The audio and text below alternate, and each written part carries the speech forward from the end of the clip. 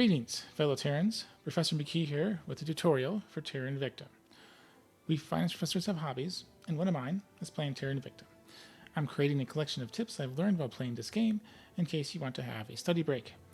And today's guide is about fighting battles in space. Someone asked on a relatively recent tutorial how to handle larger fleet battles.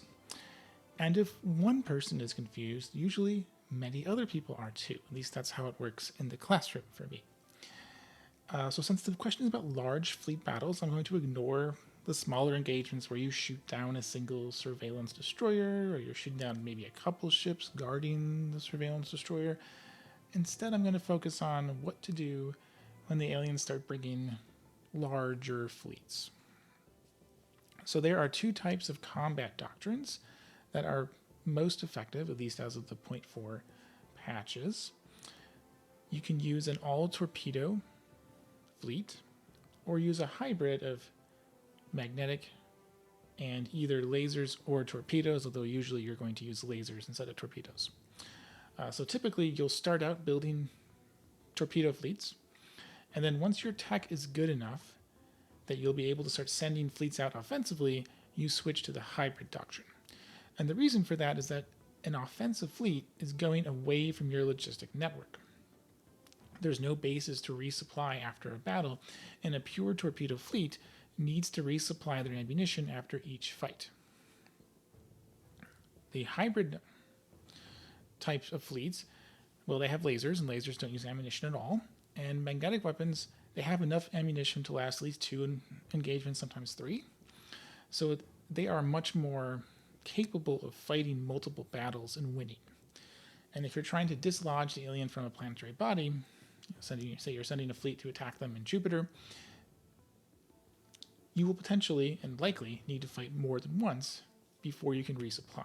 So that encourages you to use weapons that don't require resupplying, which means it encourages you to not use torpedoes. A second reason to switch to torpedoes is based on how good your computer is. So let me go up to settings here. There is a max number of ships allowed in combat. If your CPU and GPU are weak or not as strong as they could be, then it can be difficult to run larger battles. It will melt your computer. And you don't want to have tons of performance issues when you're trying to fight a battle. So the game limits the number of ships on screen, and then it brings them in as reinforcements as your ships or the alien ships get blown up. But the way torpedo doctrine works is that you throw all your torpedoes at once and you overwhelm their point defense with numbers. If half your fleet is off screen and it trickles in as your torpedo boats get destroyed, then you can't throw the entire weight of your attack all at once. And this is going to greatly diminish your combat strength, because despite torpedoes working great even in large fleet battles, you won't be able to properly apply them because your computer can't handle it. So for that reason, and also because you have to micromanage all the targets, and that really is annoying, I typically will use auto-resolve if I have a large fleet and I brought in torpedoes. And you might have heard the 0.4 patch auto-resolve has some biases towards missiles and torpedoes. But also, just you're not allowed to throw your entire attack at once, and that's a huge nerf from using real-time battles. So it's up to you if you want to go with auto-resolve or not. But just be aware that if you don't use auto-resolve, either allow more ships in combat, or be aware that you're going to only have a small portion of your fleet at one time. Now I'm going to demonstrate what a typical torpedo ship is going to look like, and then how you would fight a largish battle with a torpedo fleet. So be right back when I get into my ship designer. All right, so we are now in the ship designer. This is a late game save, so I've got everything I could possibly use. And we're going to start by designing an escort missile ship and a monitor missile ship. Now, a missile ship is very simple to build because we have one sole purpose, which is to deliver the missiles to the battle, and everything we choose is constrained by that single purpose, which means we don't have a lot of options. It's very straightforward. Since all missiles are whole weapons, You want to use either escorts, because they have the most hull weapons of their one class. Corvettes have just one. Gunships, again, have just, well, they have 0. So escorts have the most missiles per their one mission control purpose. And then monitors, they have 4. And their competitors, the destroyer has just 2. The frigate has just 2. So you want to build either an escort or a monitor. Now your weapon is going to be under missiles. And you don't actually want to use missiles, you want to use torpedoes. There aren't as many torpedoes as a missile. Their magazine is smaller, but that's okay because they have a much higher delta V KPS than missiles do. So they're going to accelerate at the target the entire flight time. Missiles don't do that. They don't have enough delta V, even though they have great acceleration. So they'll just slowly drift forward, and they'll only accelerate at the very end. They're going to be drifting forward slowly and being attacked by point defense. That's not good. If you're constantly accelerating, those torpedoes are going to come in fast, which means point defense has much less time to defeat them. So the normal progression is you boost Artemis, and then you upgrade to fairly quickly. You can upgrade to Athena, and if you want to get fancy in the end game, at that point you probably don't need them really. You can go for the shaped nukes. The Tartarus is the last one that doesn't require exotics. Shaped Styx requires exotics, and these guys have a shaped nuclear strike. So if they get defeated by point defense, they will extend a beam of energy and hit the ship anyways. And Styx has a very long range, 200 kilometers. It's much shorter if for the less tech advanced. There's a few other weaker ones that you have to research before you can get to Tartarus. And the last one here is Hestia. This is sort of a side grade to Athena. You can see it has better delta V. So this one, if you're worried about the alien ships being really fast and actually managing to dodge your torpedoes, this is what you'd go with. Do note though that it's a penetrator, so it's going to over penetrate sometimes on the ships. Meanwhile, the explosive ones, they don't waste their damage, at least as much. Okay, so since we're late enough in the game for big fleets, I'm just going to pick Athena's. I'm going to assume we have reached Athena's. Now for utility modules, we again don't really have a choice here. So we need a targeting computer. All offensive ships need targeting computers because the aliens bring ECM. If you get jammed, that means your missiles won't fire at the same time. Your attack trickles in, and it gives their point defense a much easier time defeating your attack. That's bad. So always try to bring targeting computers if possible. It's especially important for missile ships, but for other ships, it's also very important. And then since we are needing to throw lots of projectile weapons, a magazine will increase our tubes, so we go from 6 up to 9. So we have an extra 6 torpedoes from the magazine. So basically for a torpedo ship, you include a targeting computer, and then you throw in as many magazines as possible. As for my drive and power plant, I'm going to go with a pretty basic solid core one, the advanced Nerva and solid core 5. There's a lot of potential drives and engines you could pick. Just pick your best short range, high performance drive, and get up to maybe 9 or so KPS. That's all you really need, since this is going to be just defending a planetary body. I have a whole video on many of the early game drives. If you need some suggestions about which ones to pick, it's in the playlist, and I'll include a link to it in the video description. Now for my battery, I'll just use a basic lithium ion and a fairly basic tin droplet. And for armor, the best armor is adamantine, but we're potentially not there yet, so I'm going to go with a earlier armor nanotube. And I'm just going to give it 1 point. This 1 point is sort of reduces the range for the lasers that the aliens are going to be shooting at me, which means I have more time for my missiles to arrive and kill them before they start blowing up my ships. These ships are going to be very lightly armored. That's fine. They're very expendable because they're so small. The 23 crew members might disagree, but somehow they're willing to keep boarding these very lightly armored ships. And even if your ship gets blown up, if you blow up an alien ship, you probably won that trade. And I think, yes, I have a serviceable ship here, so I'm going to rename it. I'm going to call it the Zumwalt, based on an actual ship class by the U.S. Navy. They use missiles, and this ship uses missiles. For its role,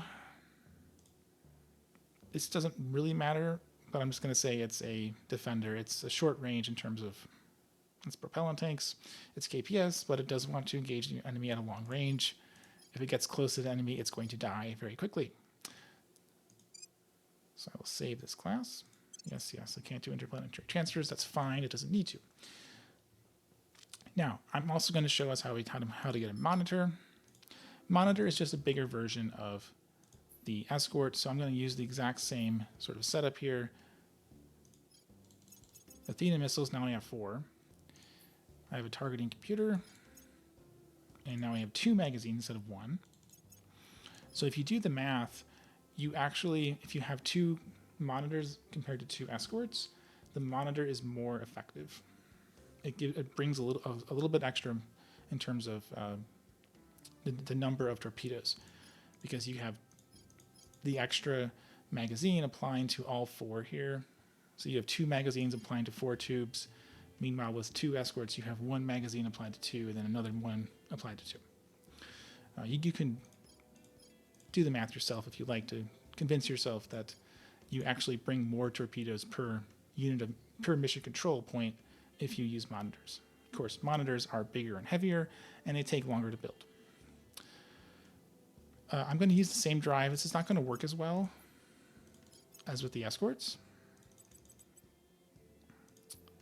Same battery, same tin droplet, same armor, just 1 point. I'm going to need to spend a lot more propellant to get up to 9 KPS. Again, if you have a better drive, it's a little more. If you have a better drive, then you won't need to pay as much, but this is fine. You're just paying water. Water tends to be pretty cheap, especially late game, but even early game, it'll be pretty cheap. And as a defender, and this ship is going to work perfectly fine. So I'm going to call it the Burke class, because that's another U.S. ship that uses missiles. It'll complain about it not being able to do transfers, but who cares? It's never going to do transfers. Okay, so those are my 2 ships. I have monitors, and I have escorts, and I can bring a mix of both. If you need to build, if you can afford to spend the extra time, building monitors would work better because they're more effective on a per mission control basis. But many times the aliens are sending a fleet, they're attacking you in 3 months from now, and it's going to take you more than 3 months to build the monitor, but you can build a group of escorts to ramp up your fleets in time. So you probably will use both escorts and monitors when you're building your torpedo fleets, because sometimes you have to do it quickly, sometimes you have time to be a little more efficient in your designs. And I'm going to save this as a new save file.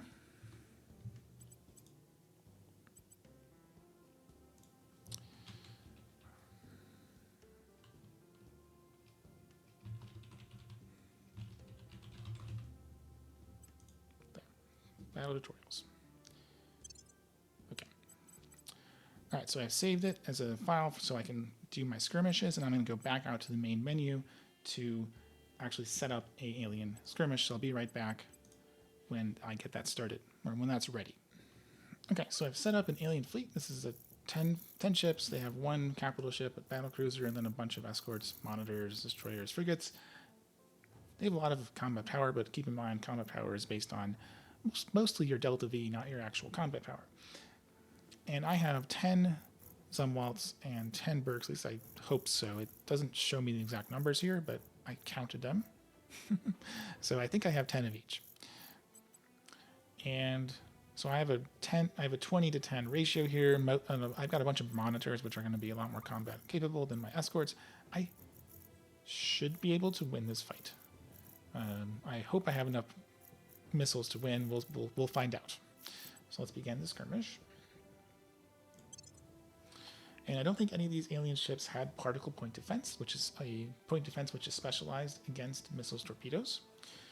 If they have those, you need more torpedoes, lots more, because they are really good against missiles. Okay, we have started the battle, and I need to make a couple of changes with my initial condition here. So my fleet size is just large enough. I don't need to worry about like expanding it, so I have enough so I can bring all my ships. But I first want to make my formation as tight as I can. And the common way to do that is to go with high wall, because space is three-dimensional. And so they are kind of more grouped together instead of spread out in a line. The reason I want to do this is because I want to concentrate my torpedoes. The more close they are to each other, the closer they're going to be arriving at their targets when they arrive. So they'll all come in at the same time. They'll be tightly grouped, and so the point defense will be more overwhelmed. Another advantage is if you have point defense ships, which I don't here. In my opinion, they tend not to be super necessary, but you can always add them to your fleet if you want to. And if you have a type grouping, your point defense ship has a limited range to target attacks coming at your ships, and so they can more easily defend their fellow members of their squadron. Okay. And the other thing we want to do is change our initial velocity. I'm going to max it. The faster we go, the faster the initial velocity of your torpedoes. So they will then be fired and start accelerating themselves, but they already have a pretty high speed. If you start out with a 650 MPS here, so that gives them an even shorter window to shoot down our torpedoes. It does mean our ships will come into range to be hit faster, but that's okay.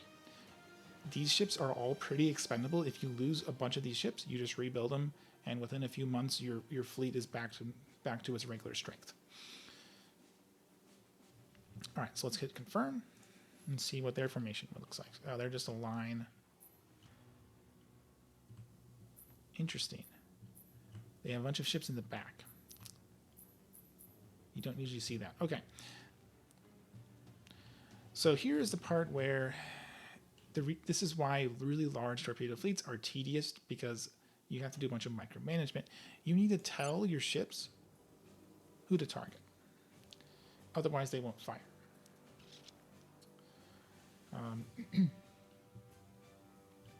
Now, if I had a point defense ship, I would at this point tell that point defense ship to accelerate a little bit more, so that ship will be closer to the enemy and it'll draw more fire because it's closer. And if the point defense ship is being attacked, it's probably going to have a lot more armor, certainly more armor than just one. It'll have its own point defense protecting itself, so if it gets shot at with missiles or magnetic weapons, it can defend itself with its own point defense, and it'll protect your missile ships better. I don't have any. Again, it's fine. I'm willing to sacrifice some missile ships. It's not a big deal.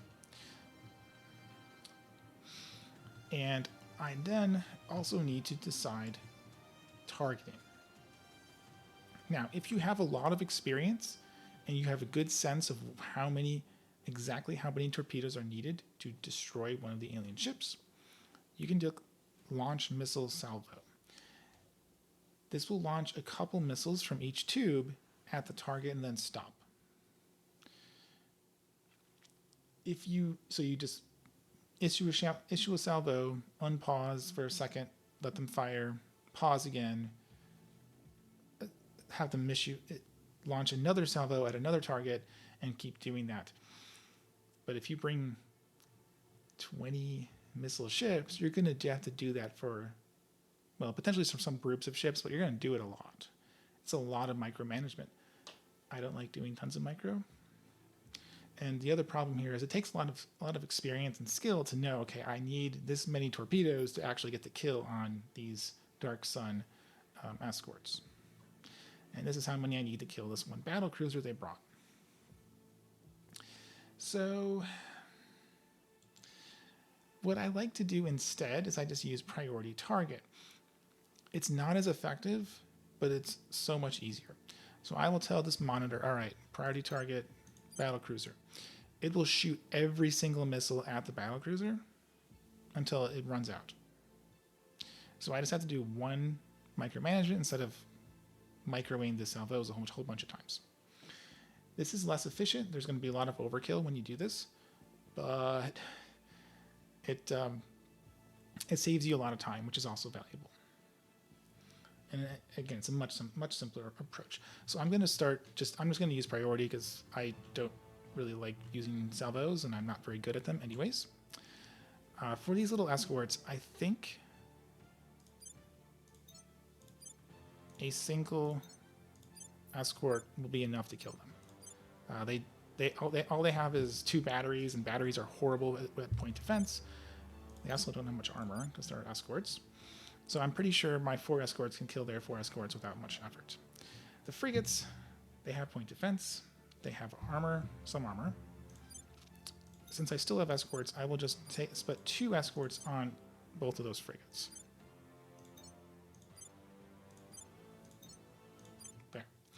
I have assigned targets for these 6 ships. The destroyer also has point defense. It's also bigger. So I'm going to go for, how about a escort and a monitor. Then their monitors, they have a bunch of lasers, but no point defense. So I bet,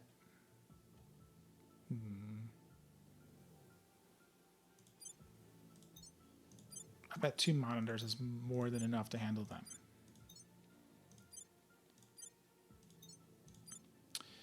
And then the battlecruiser has got point defense, has a lot of armor. I already have 1 going for it. I probably need a lot more, maybe like 4 monitors. Yeah. And that leaves me with 2 more ships that have not been assigned yet. And looking at their fleet, the battlecruiser is behind this summer moon, banished moon. So if my ships were targeting this and this guy got killed, they're going to continue on and hit the battlecruiser. So I'm going to send them to hit you. And I'll send you this last berk against the battlecruiser. I'm confident I can get the kills here. They might be able to shoot down some of my ships before they die, but again, that's okay. So let's see how it goes. And hit on pause. And once you've assigned all these priority targets, you don't need to do anything.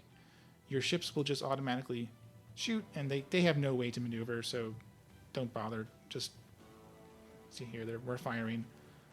There shouldn't be too many ships that are getting jammed, I hope. Oh, this is going okay. Yeah, we're killing all those flankers. All the flankers died. Yep, good. Here, now we're getting in at these guys. Let's slow down so we can see it. So they're using their point defense, but it's not nearly enough. They're just massively overwhelmed, and they all die. Boom. Now, I took a bunch of damage. I don't know if I lost any ships. Looks like I might have lost 1 ship or 2. But that's how a potential torpedo fight could go. And let's just wait a second here to see the results. Okay, so yeah, I lost a destroyer. I lost a monitor. So one of my Berks and one of my Zumwalds died. A bunch of them are damaged. Like, this is going to take me a while to repair, but they're all dead. And as you can see, there was massive overkill. Like, my ships brought in, used way more torpedoes than necessary, but again, overkill is, you have to pay more to resupply, but that's not a big deal. It's much better to overkill than to underkill.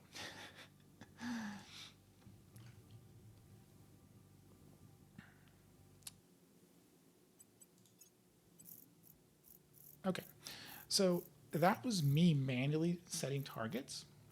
And I want to also run a little experiment and see which is to have the AI control all my ships. Because from what I have read and what I've heard, the AI is actually pretty good at allocating torpedoes at least more efficiently than the priority targets. So I'm going to try running this battle. It's the same ships on both sides, and I'm going to just tell the AI to control all my ships, and we'll see what happens. I don't know how well it'll work, and this is sort of an experiment for me. I actually haven't tested it, but I will still set up the high wall, tight, and yeah, they're out there. Okay. Oh, they have a different formation this time. So I'll just hit the set AI control, and we will see how they react. I don't know if they'll allocate torpedoes well, but if they do, it's an even easier approach than doing all the priority targets yourself. Let's speed up a bit. Okay, they're firing.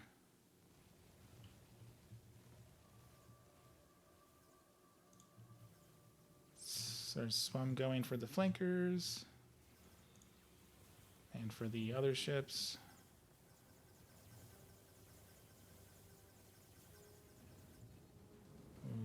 We're getting lots of kills. That one's going to die. That one's going to die. Those are all dying. Yep, it allocated them pretty well. So I would say this is a pretty good way to do it. I don't know if they'll... Like, that ship's going to die. Yep. They got a huge salvo of magnetic weapons on them. I don't know if the performance was better. I think it was. I think I have a lot fewer ships that were damaged. And a lot of them are still possess their torpedoes. Oh, okay. Yeah, that performance was much better. I wasn't able to show it too well before it left, but a lot of these ships still had some of their torpedoes, so it would cost less to resupply them. I only lost one ship and took a couple of ships with damage versus everyone getting banged up. So if you insist on doing it yourself, go ahead and just do salvos, do priority control, but I think letting the AI control your torpedo boats actually works really well. And I'm probably going to start doing that, unless I'm doing auto-resolve, of course. So, the next time you're planning your first major battles in Terra Invicta, use torpedoes. If you found this video helpful for your study break, please comment, like, and/or subscribe so that others can find this video too. Happy not studying or fighting battles with the aliens.